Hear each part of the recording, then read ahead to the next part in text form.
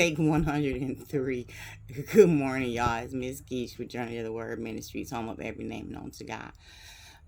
This is Matthew 6, 1 through 6, a little bit of 16 and 18. I'm not going to read it. I'm going to paraphrase for anybody who knows or notices if I leave something out. Forgive me, it's not intentional. So Jesus is giving his Sermon on the Mount, and he is telling people to not do things for the public eye. Don't do don't fast, don't pray. I'm sorry, this big old bug just like got my attention. It's huge. Um Anybody be praying in your mind wander, but let me get back on track because I don't got much time. So he's saying, when you're fasting, don't walk around, and I'm out of order with this, but it's okay. When you're fasting, for those of you who don't know what fasting is, you're usually giving up some, traditionally it's food, but we often now give up other things because we've become addicted to different things, not just needs these days. So giving up of something that is truly a sacrifice for yourself, and then going into prayer and worship and studying your Bible for that time frame. So you're not supposed to be walking around like, oh my God, I'm starving. Man, I don't feel good. I'm tired. I'm fasting. That's why.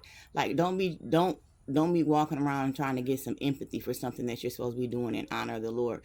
And fasting truly strengthens your spirit and your body. You might think like, okay, physically, you might get a little weak, but once you start and be consistent with it, you'll be okay. You won't even notice, and it'll refresh something new in you.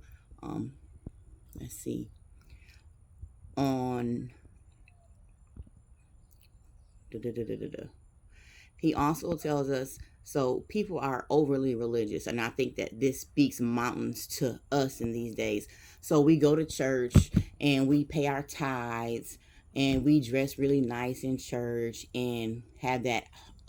Everybody knows that church mom, if you grew up in the church, who just holier than thou, but really the meanest thing walking. We do those types of things because we want to be seen by the world in this perception, but as soon as we get home, all that comes off and it's a whole new person standing there. We're not supposed to be doing that. You shouldn't care what other people think. Everything that you're doing as far as your relationship and your journey for God should be for you and God. It's not to be put on display.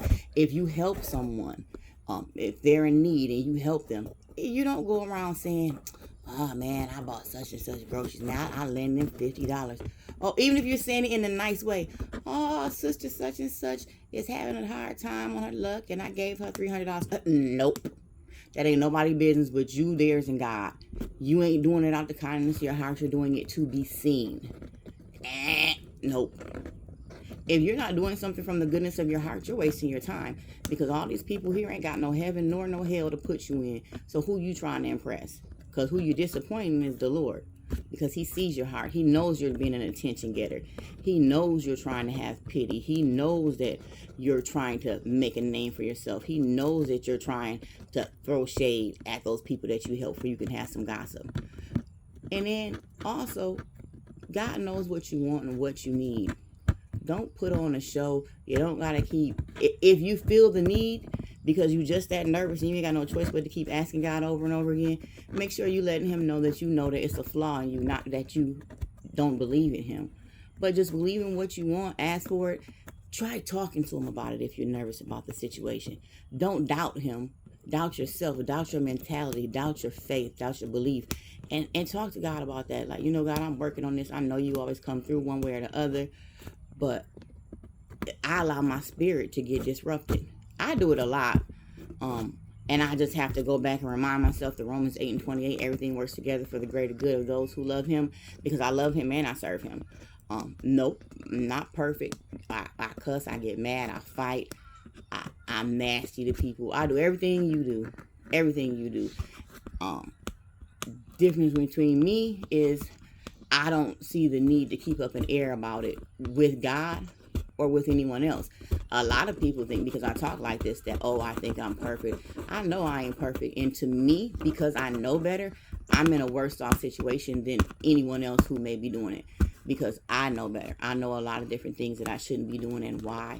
And I know exactly that God will handle it. And I still allow myself to get bent out of shape or get angry. Self-control and discipline. is what I'm working on. But I'm all off track again anyway. So Matthew 6, 1 through 6 and 16 and 18. Read it, study it yourself.